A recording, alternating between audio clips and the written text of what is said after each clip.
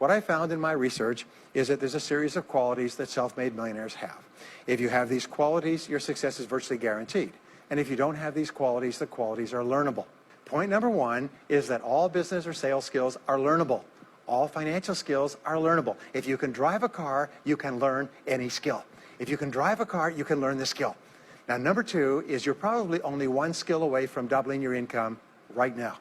You're probably only one skill away from setting yourself on the road to becoming a self-made millionaire. That turns out to be the case for almost everyone. And then I discovered that all people who are successful are excellent at what they do. You know the old question they asked Willie Sutton, the bank robber, why do you rob banks? He said, well, that's where the money is. Well, being in the top 10% is where the money is. So what you have to do is you have to pay any price and make any sacrifice to get into the top 10% in your field. So make this decision to get into the top 10%. And let me tell you what changed my life. Here I was struggling in my late 20s, and I learned this. It was a breakthrough thought. Is that everybody's in the top 10% started in the bottom 10%. Everybody who's doing well was once doing poorly. Everybody who is at the top of your field today was once not even in your field at all and didn't even know it existed.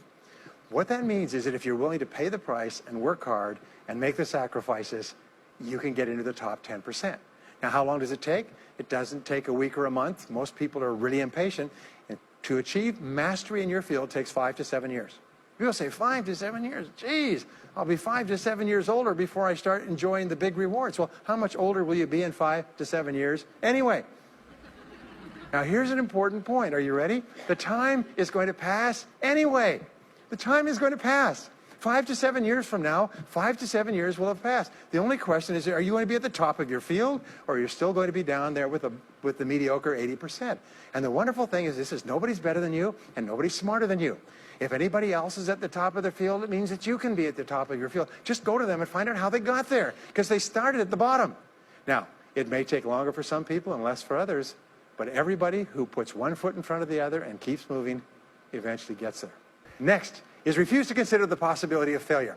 It's the most amazing darn thing is that the fear of failure is the greatest single obstacle to success in adult life. And it's not failure itself, because each one of you is a professional failure. Each one of you has failed over and over and over again. Isn't that true? All of us fail. All human beings fail over and over. 9 out of 10 things that we try don't work out the way we expected.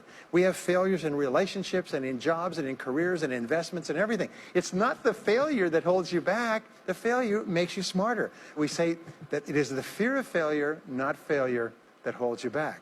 And the way that you overcome failure is you never consider the possibility of failure. The rule is this, is there's no such thing as failure, there's only feedback. Is when you try something that doesn't work, you get feedback, not failure. And recognize that most things you try aren't going to work the first few times. So what you do is you say, oh, that's an interesting bit of feedback. And you pick yourself up and you move forward and you have more feedback and you move forward. To become a self-made millionaire, you're going to fail over and over again, year after year after year. But your brain has a cybernetic mechanism, which means that times you try something, you get feedback, which makes you smarter. And when you try something else, you get feedback, which makes you smarter. And eventually, you reach the point where you're too smart and you stop making mistakes. You start to do more and more things right and fewer things wrong. But you can't get there unless you have experienced the failures. Henry Ford once said that failure is merely an opportunity to more intelligently begin again. Now, let me pass on one great rule to you, which has been discovered in interviewing self-made millionaires. Self-made millionaires look into every failure for something good. They say there's got to be something good in this that I can benefit from, and surprise, surprise, they always find it. Second is self-made millionaires always seek the valuable lesson in every setback or obstacle or temporary failure, and they always find the lesson. Now, what do failures do? Failures whine and cry and think about what they've lost and blame their problems on someone else. Successful people say, what can I learn from this that will make me smarter next time? And my promise to you, those who seek find, is that if you go looking for a valuable lesson in the biggest problem that you're facing today, you'll always find the lesson. Here's another possibility. Your biggest problem today could be the biggest gift that you have ever received, because it may contain within it the lesson that will make you successful. If you stop thinking about what happened and who's to blame, and you start looking for the gift within your problem, sometimes it can transform your life.